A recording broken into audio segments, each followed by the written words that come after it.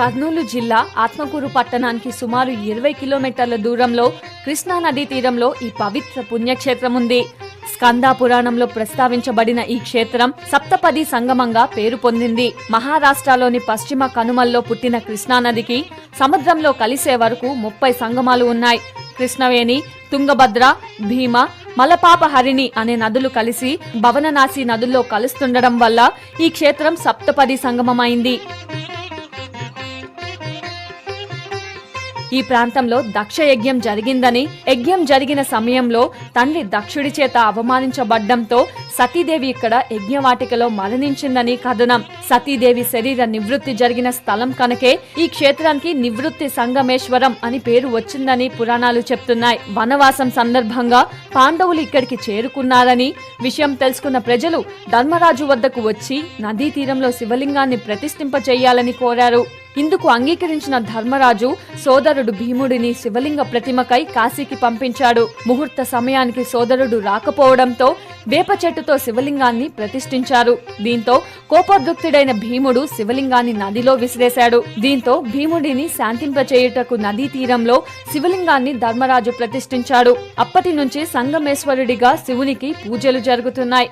2003వ సంవత్సరం నుంచి బయటపడి ప్రతి వేసవిలో 120 రోజులు పూజలు జరుపుకున్న తర్వాత ఆలయం నీళ్లలో మునిగిపోవడం ఆనవాయితీగా వస్తుంది.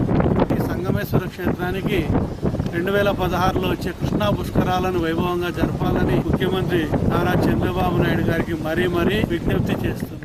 ఇంతటి ప్రసిద్ధి చెందిన ఆలయం కాలక్రమేణా శిథిలమైపోతోంది. ప్రస్తుతం కనిపిస్తున్న ఆలయం ఎటువంటి శిల్పకళా సౌందర్యం లేకుండా ఉంది. ఆలయ ముఖ మండపం శిథిలమైపోగా అంతరాలయం, గర్భాలయాలు మాత్రం దర్శనమిస్తున్నాయి. కాలక్రమేణా ఎవరూ పట్టించుకోకపోవడంతో ప్రస్తుతం దేవతామూర్తులందరినీ గర్భగుడిలోకి చేర్చారు. సన్నది సంగమేశ్వరాలయం జూలై 25వ తేదీ ఆలయం సంపూర్ణంగా నీటిలో మునిగి వైశాఖ మాసం ప్రారంభం కాగానే 5 సోమవారాలు పూజలు చేసి 6వ సోమవారము స్వామి లలితా సంగమేశ్వర స్వామి కళ్యాణ మహోత్సవం నిర్వహిస్తున్నాము. సంగమేశ్వర గర్భాలయం అంతా కూడా శుద్ధి చేసి ఆలయం బయటపడింది మొదలు మునిగేంత వరకు 120 రోజులు ఉంటుంది.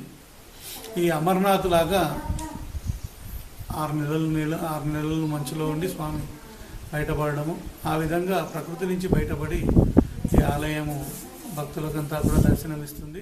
ఈ ఆలయం గురించి పురావస్తు శాఖ వారు కానీ, దేవాదాయ శాఖ వారు కానీ పట్టించుకోకపోవడంతో ఆదరణకు దూరమై శిథిల చిహ్నంగా మిగిలింది. అన్ని ఆలయాల్లాగా నిత్యం పూజలు జరగవు. ఎందుకంటే ఆలయం ఎక్కువ రోజులు శ్రీశైలం ప్రాజెక్టులో మునిగి ఉండడమే కారణం. మార్చి లేదా ఏప్రిల్ నుంచి జూన్ వరకు ఆలయంలోని సంగమేశ్వరుడు పూజలు అందుకుంటాడు. ఈ సమయంలోనే దర్శించుకోవడానికి వీలుంటుంది. మహాశివరాత్రి సందర్భంగా ఇక్కడ శివునికి ప్రత్యేక పూజలు నిర్వహిస్తారు. గ్రహణం రోజున సప్త సాగరాలు అన్ని తీర్థాలు ఇక్కడికి చేరుకుంటాయి. అప్పుడు ఏ సప్త సింధుల్లో స్నానం చేస్తే తీర్థ సర్వసాగర స్నాన ఫలితం లభిస్తోందని భక్తుల నమ్మకం. అందుకే ఈ సమయంలో భక్తుల సంఖ్య ఎక్కువగా ఉంటుంది.